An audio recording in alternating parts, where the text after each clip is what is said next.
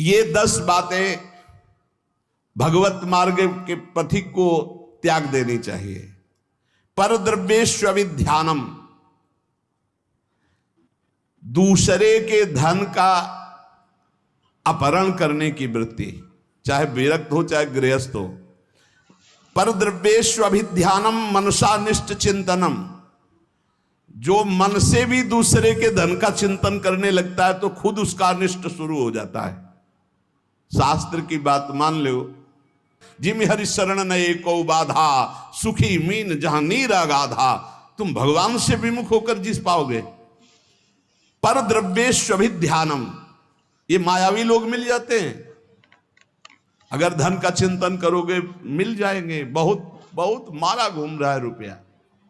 रुपया के लिए भगवत मार्ग, चाहे गृहस्थ हो चाहे विरक्त, रुपया कोई भगवत प्राप्ति नहीं कराता, केवल भोग देता है। तो भगवान जैसे रखें वैसे धर्म पूर्वक चलो, अन्याय पूर्वक या चिंतन पूर्वक नहीं। चिंतन नहीं धन का, चिंतन हरि का। मनसानिष्ट चिंतनम, चिंतन करोगे तुम्हारा अनिष्ट कर देगा रुपया। ये संसारी पुरुष नहीं समझ, रात दिन उसी के चिंतन करते हैं, तभी डिप्रेशन में पहुंच जाते हैं। नाना प्रकार की कुभावनाएं प्रकट होने लगती हैं। जिसको इस जन्म में परमानंद की अनुभूति करनी है उसको सावधान। पारुष्य अनृतम चैव पैशून्यम चापि सर्वशा। अगर परलोक की प्राप्ति करनी, परम धाम जाना है, तो आप चुगली करना, निंदा करना, दूसरे की बातें करना छोड़ दो। दूसरे के धन का चिंतन, अपहरण करना छोड़ दो। मिथ्या भाषण, परनिंदा और असंबद्ध प्रलाप ये साधक में नहीं होना चाहिए। असंबद्ध प्रलाप, चुगली, निंदा ये जबान में नहीं होना चाहिए। और कह रहे हैं अदत्तानाम उपादानम हिंसा चैवा विधानता परदारोप सेवा चा शारीरम त्रिविधम स्मृतम। बिना किसी के दिए हुए किसी वस्तु का स्पर्श मत करो। देने पर भी तब देखो कि तुम्हारे योग्य है कि नहीं। और परदाररति, चूंकि ये गृहस्थ या विरक्त कोई भी भगवत प्राप्ति के लिए चले, उसके लिए किसी भी परदाररति, दूसरे की स्त्री के प्रति तनिक भी लगाव नहीं होना चाहिए काम भाव का। अगर काम भाव का जरा भी लगाव है तो तुम्हारा पतन हो जाएगा। बहुत विचित्र समय कलिकाल का प्रभाव चल रहा है, इस पर दृष्टि ही नहीं जा रही। ये जो व्यभिचार प्रवृत्ति है इसको एक मनोरंजन मान लिया गया है, इसको एक खिलवाड़ मान लिया, इसे एक सीमा में रखा गया है। एक सीमा में रखा, पाणी ग्रहण संस्कार कर स्वीकार करके फिर धर्म पूर्वक चलो, वैराग्य हो जाएगा। अधर्म पूर्वक चलोगे आसक्त हो जाओगे। परदाररति ये नरक प्राप्ति का हेतु है। इसलिए उपासक जो भगवत प्राप्ति करना चाहता है अशुभ कर्मों से बचे, परदाररति से बचे। किसी भी तरह से जो अपवित्र वस्तु दी जाए उसको स्पर्श न करे। हमारे लिए क्या पवित्र है? विरक्त के लिए हम भगवत मार्ग के पथिक हैं, जितना हमें चाहिए उतना मांग लेंगे। जो नहीं चाहिए वो हमारे लिए सब अपवित्र, हमें नहीं चाहिए, नहीं चाहिए। और गृहस्थ के लिए धर्म पूर्वक कमाई हुई वस्तु किसी के दान दक्षिणा या किसी का यह स्वीकार न करे, बहुत हानिकारक होता है। दोषै प्रयुक्ता शरीरेण प्रवर्तमानो हिंसास्ते प्रसिद्धो मैथुनान्याचरति। जो दोषों को स्वीकार करके इस मार्ग में चलता, बहुत बुरी तरह चारों खाना चित्त गिरता है परमार्थ में। कई तरह के मैथुन होते हैं, उन मैथुनों से बचे। अष्ट मैथुनों का वर्णन आया है। ये कुकर्म आचरण करने वाला कभी भगवत प्राप्ति के मार्ग में अग्रसर ही नहीं हो सकता। इसलिए शास्त्र है बहुत सावधानी से। गृहस्थ हो चाहे विरक्त, अगर शुद्ध सच्चिदानंद का आनंद लेना चाहते हो, दुखों से अपने आप को बचाना चाहते हो, तो हर प्रकार के मैथुनों से बचने की चेष्टा करें। परप्रीडयन, दूसरे को कभी दुख ना दे। मिथ्या भाषण, कशोड़ भाषण, ये सब कुकर्म के अंतर्गत ही आता है। परद्रोह, अन्याय पूर्वक परद्रव्य ग्रहण नास्तिकता पैदा कर देता है। परद्रव्य अन्याय पूर्वक ये नास्तिकता पैदा कर देता है, भगवान से बिल्कुल विमुख कर देता है। भगवान छूट गए तो सब मिला मिलाया सब, प्राण छूटने के बाद कुछ नहीं तुम्हारे पास। भगवान है तो सब कुछ है, नास्तिकता ना आने पावे। परद्रव्य ग्रहण से अन्याय पूर्वक, न्याय कहते हैं जो धर्म शास्त्र आज्ञा करते हैं, अन्याय पूर्वक धन ग्रहण करना ये नास्तिकता पैदा कर देता है। नास्तिकता क्यों आई है? क्योंकि पापाचरण है, तभी नास्तिकता आती है। उपासक को सावधानी पूर्वक दुष्संग से बचना चाहिए। दुष्संग कई तरह का होता है। यदि दुर्जनों का संग मिल जाए तो जैसे 10 वर्ष सत्संग करने से आप उज्जवल हुए, तो 10 दिन का दुर्जन का संग आपको नष्ट कर देगा। तो कहते दुर्जनस्य ही संगेन सुजनोपि विनश्यति प्रसन्नम जलमित्याहु कर्दमयी कलुषीकृतम। जैसे अति निर्मल जल बहुत दिनों में होता है, हिलन डुलन नहीं हुई, धीरे धीरे वो शांत निर्मल होता है, लेकिन उसमें जो ही कोई घुसेगा तो पूरा मलिन हो जाएगा। ऐसे ही मन को निर्मल करने में बहुत समय लगता है, लेकिन दुर्जन का संग चरित्र दूषित करके हृदय को मलिन कर देने में बिल्कुल देर नहीं लगती। इसलिए दुर्जनस्य ही संगेन सुजनोपि विनश्यति। बड़े बड़े सज्जन पुरुषों का नाश भी दुर्जन पुरुषों के संग से हो जाता है। एक बार यदि दुर्जन का संग हो जाए तो निकलना मुश्किल होता है। बड़े बड़े सज्जनों के हृदय में भगवत मार्ग पर अविश्वास पैदा करके नास्तिक बना दिया दुर्जनों ने। जब दुर्जनता का संग हो जाता है तो वो दुर्जन पुरुष बड़े बड़े सज्जनों के प्रति भी दोष दर्शन करता है। जैसे लोगों के साथ रहा जाता है, जैसे लोगों की बात सुनी जाती, जैसे लोगों से हम बात करते हैं, वैसा स्वभाव बन जाता है। जब दुर्जनों का संग हो जाता है तो बड़े बड़े सिद्ध साधु के पास भी वो कुछ लाभ नहीं ले पाता, केवल दोष दर्शन करता है। स्वभाव उसका बन जाता है दोष दर्शन का। इसलिए भ्रमादपि तु दुष्टानाम संगः या कुरुते जना समर्था पुनस्त्यक्तुम तत्र विनिहन्यते। यदि भूल से भी दुष्ट का संग हो जाए तो तत्काल संग त्याग कर दो, नहीं वो नष्ट कर देगा। दुष्ट की पहचान, जिसके संग से भगवत स्मरण छूट जाए, जिसके संग से कुवासनाएं बढ़ने लगे, उसी का संग दुष्ट संग कहा जाता है। भगवान श्री राम तो इतना भी कह दे कि बरुभल बास नरक कर ताता, दुष्ट संग जन दे विधाता। नरक मिल जाए अच्छा, पर दुष्ट ना मिले। दुष्संग बहुत बुरी तरह विनाश करता है। उदर निमित्तम बहुकृत वेशा, ये दुष्संग हो जाएगा। जो जनेन्द्रिय और रसेंद्रिय का पोषण करता, भेष कोई भी रखे हो, वो सत्संग नहीं हो सकता, वो दुष्संग ही है। जिनका चित्त शुद्ध होकर सच्चिदानंद भगवान के सुख में डूबने का लक्ष्य बन गया, वो साधक सावधान। दुर्जना परिहर्तव्यो विद्यालंकृतो यदि मणिना भूषिता सर्पा किमसौ न भयंकर। दुर्जन मनुष्य हो, बहुत विद्वान हो, तो तुम्हारा नाश ही कर देगा। जैसे मणि से भूषित सांप हो तो क्या विष नहीं छोड़ेगा? वो विष ही छोड़ेगा। इसलिए बहुत संभल करके। सद्भिरासीत सततम सद्भि कुर्वीत संगितम सद्भिर विवादम मैत्रीम च ना सद्भि किंचिदाचरेत। संत पुरुषों के साथ रहो, संत पुरुषों का संग करो, उनसे विवाद मत करो, जैसा वो कह रहे हैं वैसे करो। सज्जन पुरुषों के संग से तुम्हारे हृदय में सज्जनता आएगी, और दुर्जनों का संपर्क तुम्हारे हृदय में अश्रद्धा पैदा कर देगा। कैसा? अब जिस संत से मिलोगे तुम्हारे अंदर अश्रद्धा है तो तुम वहां दोष दर्शन करोगे। महापुरुषों के समीप रहते हुए भी तुम कुछ नहीं प्राप्त कर पाओगे। जाड्याम धियो हरति सिंचन्ति वाचम सत्यम मनोन्नतिम दिशति पापमपा करोति चेता प्रसादयति दीक्षु तनोति कीर्तिम सत्संगति कथम किम न करोति पुंसाम। जब सत्संग मिलता है तो हृदय का कूड़ा करकट दूर हो जाता है, काम क्रोध ये नष्ट हो जाते हैं, बुद्धि विवेकवान होकर भगवान की तरफ बढ़ती है। और जब कुसंग मिलता है तो ऐसी संशयमय बुद्धि हो जाती है कि बड़े बड़े संत महात्माओं के समीप जाकर के भी वो दुर्लभ लाभ ना लेकर वो दोष दर्शन करता रहता है।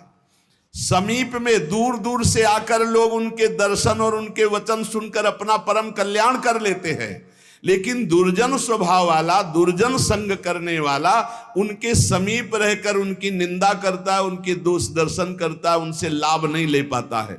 अनेकों बार बड़े महापुरुषों का संग प्राप्त होने पर भी वो अगम्य रहते हैं, वो उनका लाभ नहीं ले पाते। इसीलिए देवर्षि नारद जी ने बताया कि साधु संग अगम्य है। साधु के समीप रहना, साधु के समीप जाना, अगर आपके अंदर दुष्टता है, दुष्ट स्वभाव है, तो आप उसका लाभ नहीं ले पाएंगे। दूर दूर से आकर लोग दर्शन संभाषण और अपना परिवर्तन कर रहे हो, समीप रहकर दुष्ट स्वभाव होने के कारण, वो साधु में दोष दर्शन करने के कारण लाभ नहीं ले पाते। इसलिए सदैव सत्संग करो, दुर्जनों का संग त्याग करो, नाम जप करो और रसेंद्री को संभाल के रखो और लेने में बहुत सावधान रहो। किसी से कुछ लेने में सावधान रहो, वो ऐसा पाप की कमाई ना हो जो तुम्हारी बुद्धि भ्रष्ट करके भगवान से विमुख कर दे। चाहे गृहस्थ हो चाहे विरक्त, अन्याय पूर्वक जीवन नहीं होना चाहिए, धर्म पूर्वक जीवन होना चाहिए। भगवत मार्ग में सबसे ज्यादा जो बाधक है वो है मान, बड़ाई, प्रशंसा, सम्मान और हे लाडली। हमारा मन इसी में फंस गया, मान सम्मान प्रिय लगने लगा, बड़ाई प्रतिष्ठा कीर्ति अच्छी लगने लगी, इसीलिए हर्ष और शोक, मान और अपमान, दुख और सुख, इन द्वंद्वों में मैं फंस गया। हे मेरी स्वामिनी, अगर कोई बचा सकता है तो सिर्फ आप बचा सकती हो, क्योंकि मान प्रतिष्ठा ये ऐसा मीठा जहर है कि इसे कोई छोड़ना नहीं चाहता और बिना इसको त्यागे भगवत प्राप्ति या तत्वबोध हो ही नहीं सकता। जिसकी दृष्टि में गौरव अर्थात मान घोर रौरवम, प्रतिष्ठा सुक्री विष्ठा, सम्मानम विष के समान, सम्मानम कल्याति घोर गरलम, वो इस मार्ग में आगे बढ़ता है। मेरी लाडली, मेरे मन बुद्धि तो मान सम्मान में गौरव करते हैं, दुख सुख हर्ष शोक द्वंद्वों में फंसे हुए हैं। हे मेरी लाडली, इसमें हमारा साधन बल काम नहीं करेगा, आपकी कृपा से ही हम इससे निकल सकते हैं। संग दोष व्यापे घने, कासो कहों पुकार, श्यामा प्यारी तुम बिना मेरो सुनो सब संसार। प्रियाजू, शास्त्रों में वर्णन किया गया है कि जो साधक जित संग दोषा होता है वही भगवत प्राप्ति करता है। पर हमारे ऊपर तो छोटे छोटे विषयों के संग का प्रभाव, व्यक्तियों के संग का प्रभाव, धनादि का प्रभाव, तो संग दोष से हम युक्त हो गए हैं। लाडली जी, मेरा कोई संसार में नहीं है कि मुझे सहयोग दे सके।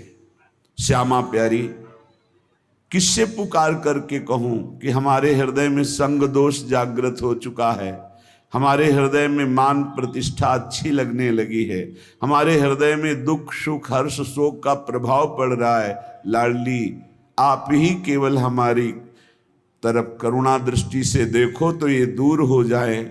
कोई दूसरा इस संसार में आपके सिवा हमारा नहीं है। मैं जान्यो कछु सूरज है, दिन प्रति उर्झो जाए, मैं मेरे बस हूं नहीं श्यामाजू कहूँ सुनाए। हम आपसे साफ बात कह रहे हैं श्यामाजू। मैंने समझा कि साधन पथ में चलने पर मैं सुलझ जाऊंगा, सुधर जाऊंगा, लेकिन स्वामिनी जी यहां तो और उलझ गया।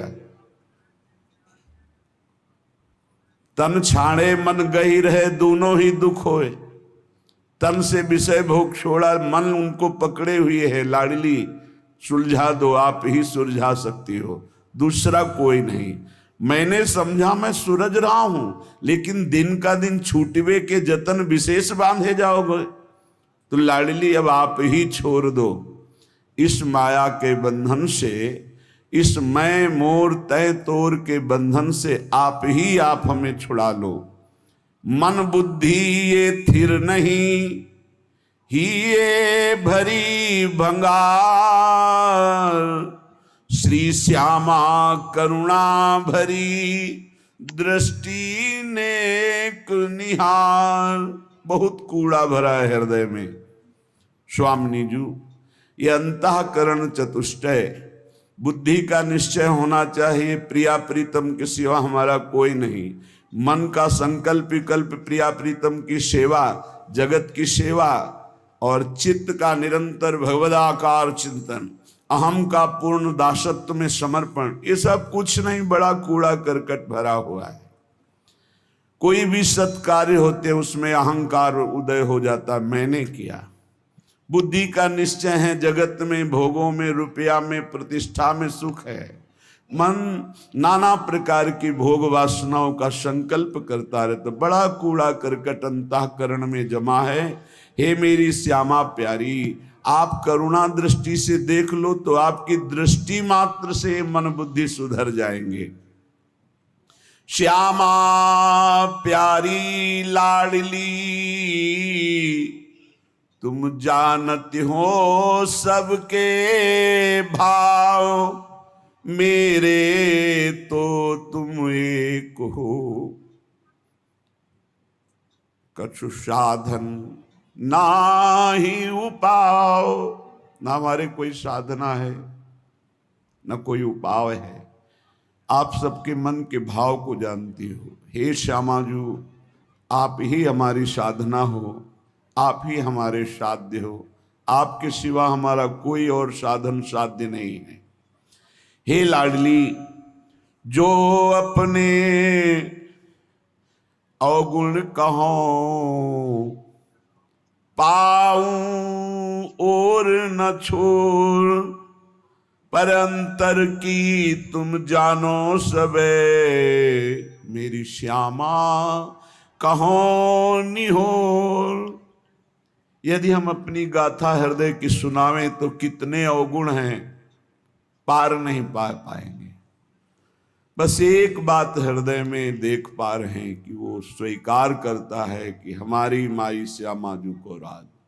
हे श्यामाजू, आपके सिवा और किसी का आश्रय नहीं है, इसलिए आपसे ही निहोरा है कि आप ही हमारे हृदय को पावन कर दो, अपने प्रेम के योग्य कर दो, निर्विकार कर दो। राधा प्यारी मेरी स्वामिनी, निज सहचरी समुदाय, अली माधुरी आपके चरण परी बिललाए। हे समस्त सहचरियों, आपके मध्य में विराजमान जो श्यामा श्याम हैं, सहचरी सहित समस्त वृंदावन के परिकर को, प्रिया प्रीतम को हृदय से बार बार वंदना करते हुए विलख कर हम केवल इनके चरणों का आश्रय लेते हैं। अब आप देख लो, आपको संभालना है। इसे निर्भरा भक्ति कहते हैं। पूर्ण रूप से अपने इष्ट के भरोसे में हो जाना। जब अपनी तरफ दृष्टि जाए तो अति दैन्य और दोष युक्त, और जब इष्ट की तरफ दृष्टि जाए तो अत्यंत गर्व और आनंद में। तो हम अपनी तरफ दृष्टि करके अपने इष्ट को बता रहे हैं कि हमारे में ये सब दोष है, हमारे में ऐसा कोई गुण नहीं कि हम आपको प्रसन्न कर पावें। इसलिए हे लाडली, हे लालजू, आप कृपा करो और अपने योग्य हमारे हृदय को बना लो, क्योंकि बनावटी प्रभु को पसंद नहीं। निर्मल जन मन सो मोहि पावा, मोहि कपट छल छिद्र न भावा। मुझे कोई कपट छल दोष विचार ये प्राप्त नहीं कर सकते हैं। मुझे प्राप्त कर सकता है निर्मल मन, और हमारा मन मलिन है। तो हम आपसे निवेदन करते हैं, हे प्रभु आप अपने योग्य बना लीजिए इस मन को। मेरे में सामर्थ्य नहीं कि मैं आपके योग्य मन को बना करके आपकी प्राप्ति कर पाऊं। अगर हम करोड़ों कल्पों तक साधना करें तो भी आपके योग्य नहीं बन पाएंगे। और अगर आप पल के चौथाई हिस्से में चाहें तो मेरा मन आपके योग्य हो सकता है। इसलिए हम पूर्ण रूप से अजात पक्षायु मातरम खगा, जैसे बिना पंख निकला हुआ चिड़िया का बच्चा कुछ नहीं कर सकता, केवल माँ की बाट जो होता है, बस ऐसे हे मेरी श्यामाजू हमारे में कोई साधन नहीं, बस आपकी कृपा की बाट जो रहा हूं। इसे पूर्ण आत्मसमर्पण निर्भर शरणागति भक्ति कहते हैं। और ये अमोघ है। जिसके हृदय में ऐसा समर्पण हो गया हमारे माई श्यामाजू को राज, तो हरि ही श्यामाजू हैं, श्यामाजू ही हरि हैं। केवल स्वभाव और महिमा का रसास्वादन कराने के लिए प्रभु अपने प्रेम स्वभाव और अपनी प्रेम महिमा का रसास्वादन कराने के लिए ही हरि राधा किशोरी के रूप में विराजमान है। और प्रेम का कैसे रसास्वादन किया जाता है, कितनी दैन्यता, तो राधा किशोरी ही हरि के रूप में विराजमान है। हरि ही राधा किशोरी है, राधा किशोरी ही हरि है, किंचन मात्र इनमें भेद नहीं है।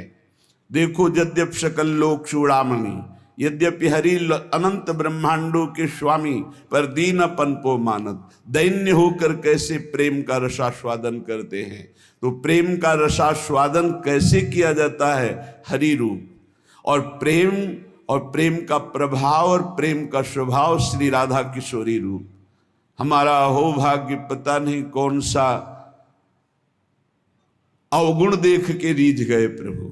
गुण तो है ही नहीं कि ऐसी महामहिम महामाधुर्य रस करुणा समुद्र श्री लाडली जी के चरणों की शरणागति मिली, और हमें ये गर्व से कहने का साहस हुआ हम श्री जी के हैं, हम लाडली जी के हैं। ये अनन्यता हृदय में आ गई तो सर्वस्व की प्राप्ति हो जाएगी। देख लेना, मेरे प्रभु अनन्यता देखते हैं, और जितने दिव्य सद्गुण प्रभु को रिझाने की वृत्तियां, वो सब इसी अनन्यता से जागृत हो जाती हैं।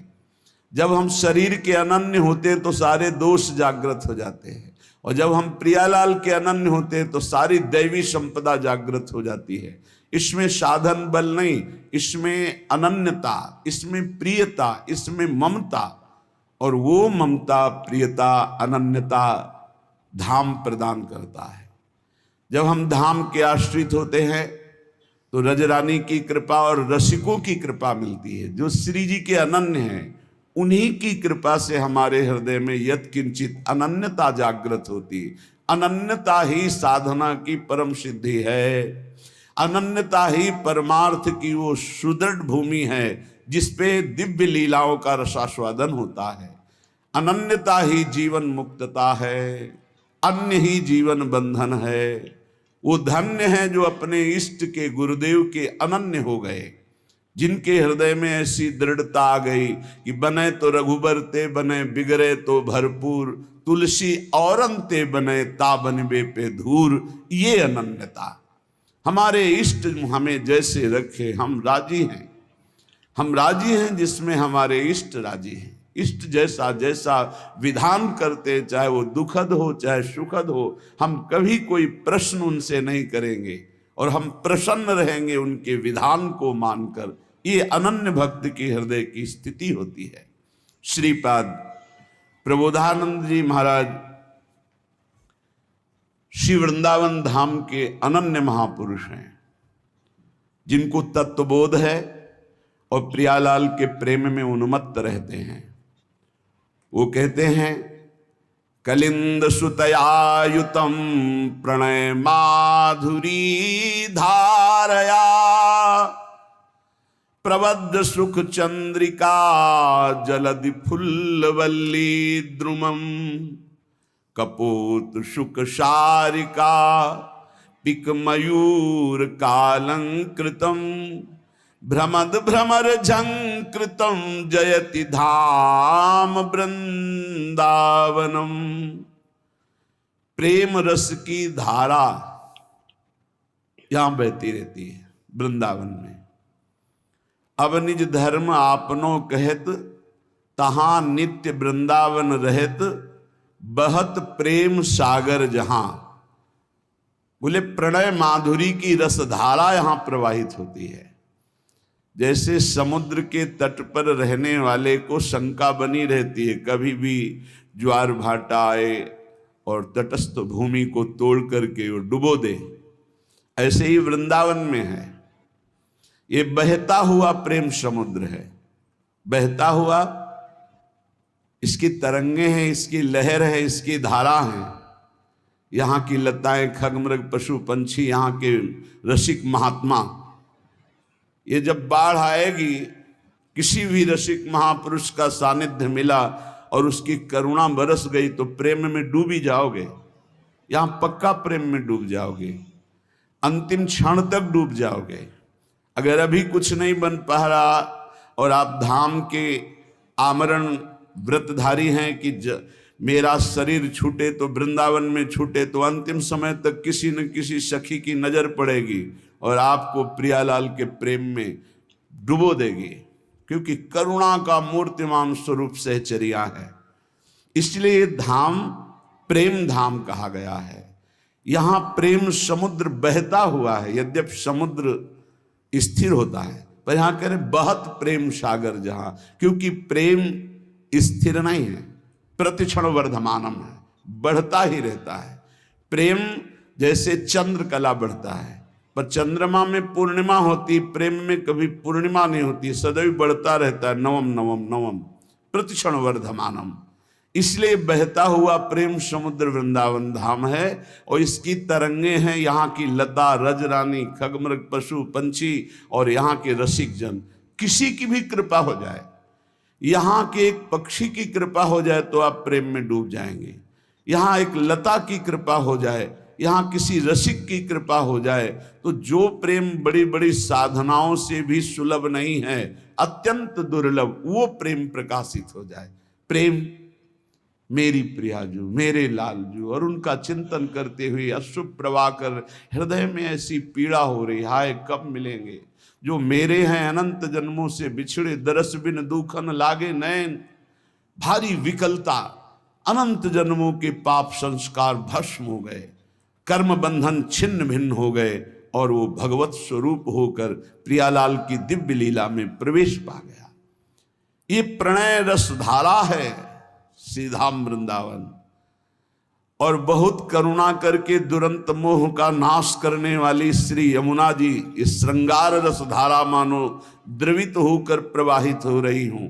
बहुत करुणा है यमुना रस रानी की, जिस पर यमुना जी प्रसन्न होती हैं, दुरंत मोह का नाश करके इसी जन्म में राधा वल्लभ लाल की उत्तम प्रेम लक्षणा भक्ति और सहचरी भाव प्रदान कर देती। यही व राधिका पते पदाब्ज भक्ति मुत्तमा मवाप्यशा ध्रुवम भवेत परत्र तत्प्रियानुगा। आप मलिन दृष्टि मत रखें यमुना जी में कि ये गिर रहा है वो गिर नहीं। जैसे अग्नि भगवान सब कुछ जलाकर अपना स्वरूप दे देते हैं, ऐसे यमुना जी सबको अपना स्वरूप प्रदान कर देती हैं। परम पावन यमुना जी को कभी कोई अपवित्र कर ही नहीं सकता, किसी की सामर्थ्य नहीं है। यमुना जी साक्षात करुणा बपू हैं, हमारी लाडली जी की प्रिय सहचरी हैं, और मोह का नाश होना बड़ा कठिन है, सो यमुना जी नाश कर देती है। जिसने यमुना जी का दर्शन किया, यमुना जी का आचमन किया, यमुना जी का अवगाहन किया, वो कभी यमपुरी नहीं जा सकता पक्का। जो यमुना जी का थोड़ी भी भक्ति कर ली है, तो यमुना की भक्ति मात्र से उनके परम भ्राता श्री जो यमराज जी हैं, वो अपने दूतों को आदेश करते हैं, कभी भी जिसके मुख से यमुना निकला है, आचमन किया है, अवगाहन किया है, बैठकर समीप कुछ नाम जप किया, कभी मत जाना, उनकी तरफ देखना भी मत। ऐसी यमुना जी जहां प्रवाहित हो रही परेश वर्ण रूपिणी भगवान श्री कृष्ण की श्री अंग की जैसी कांति, ऐसे झलमल झलमल श्याम वर्ण यमुना, बड़ी दिव्य है यमुना जी। अपनी तो नेत्र प्राकृतिक हैं इसलिए देख नहीं पा रहे, जब त्रिगुणातीत कृपा होगी श्री जी की और त्रिगुणातीत वृत्ति जागृत होगी तब आप इन यमुना जी को देखेंगे। बड़ी दिव्य है, जिनमें स्वर्ण कमल, नील कमल, पीत कमल, अरुण वर्ण के कमल, विविध प्रकार के कमल खिले हुए हैं, भौरे गुंजार कर रहे हैं।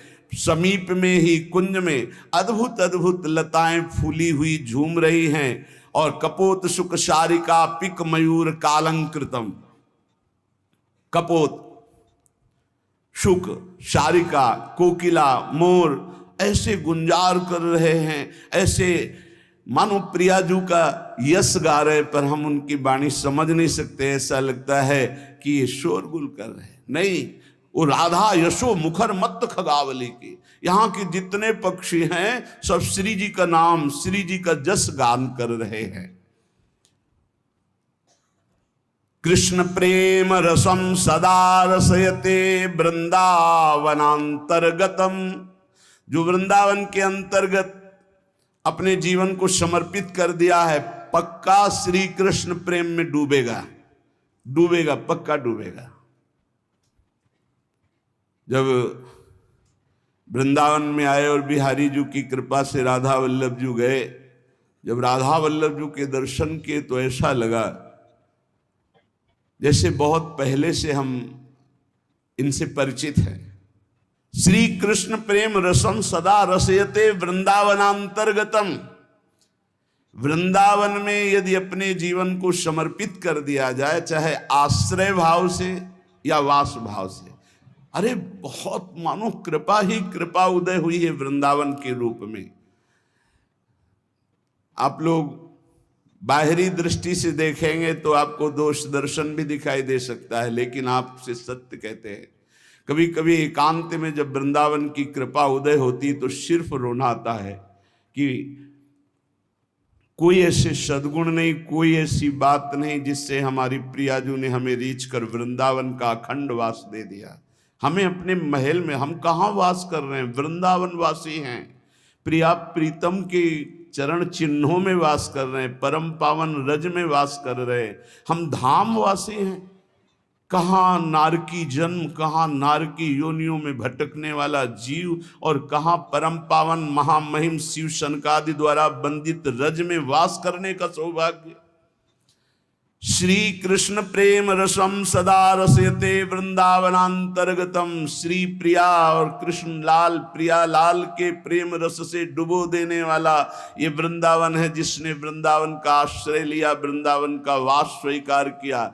आप केवल अपराध मत कीजिए, जो साधन पद्धति बताई गई उससे समय काटिए, परम लाभ तो कृपा से हो जाएगा।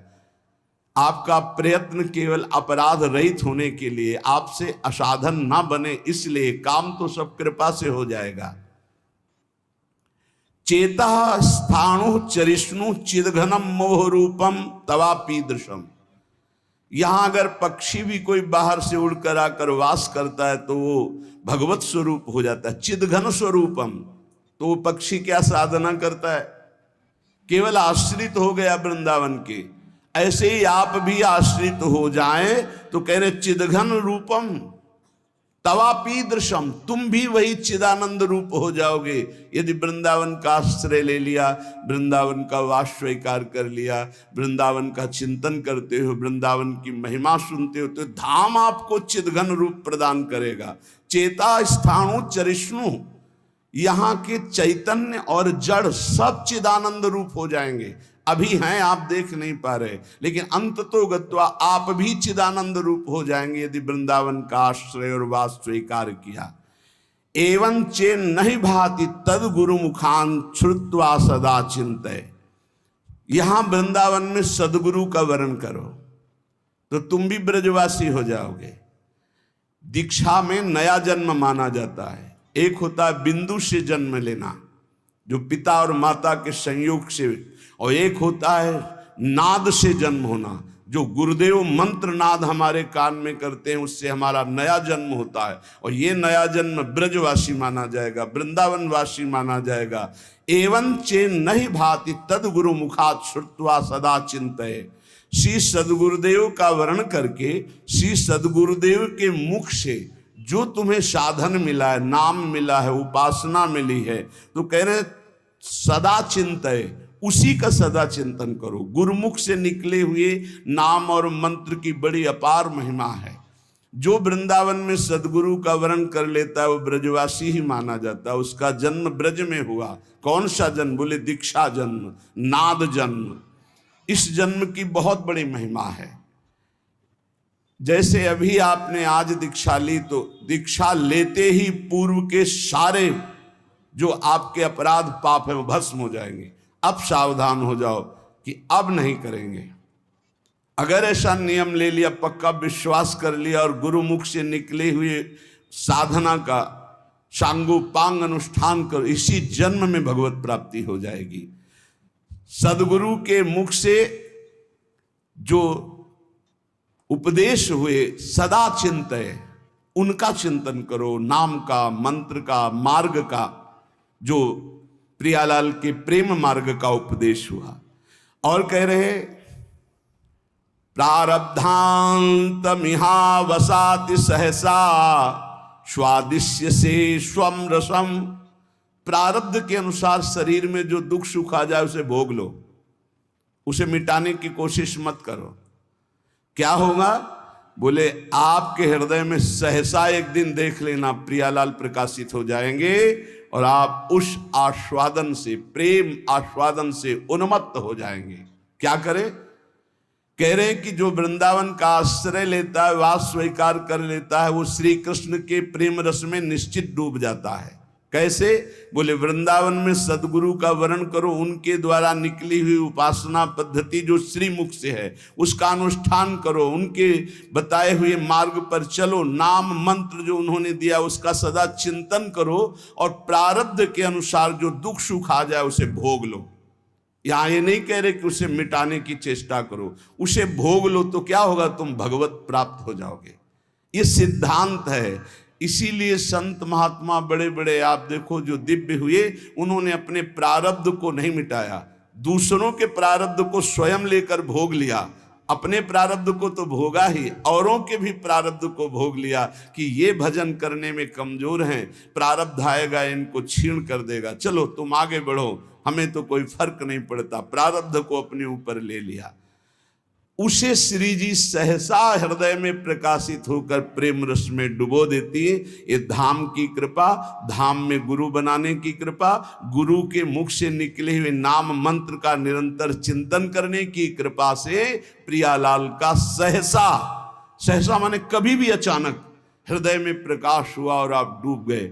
वो जब आप समर्पण हो, आपका पूर्णता होता है, तब ये स्थिति आती है। अचानक खड़े हैं या बैठे हैं या क्रियारत हैं, एकदम वृत्ति गोल, एकदम वृत्ति समाहित हो गई, एकदम डूब गई, क्या कहना है क्या करना है कुछ सुधी नहीं। मात्र एक सामने प्रियालाल, उनकी दिव्य माधुरी, दिव्य लीला, सच्ची मानिए निहाल हो जाओगे। बस एक जीवन का खेल है, जितना तुम्हारा जीवन बचा है उसे प्रियालाल के चरणों में समर्पित कर दे।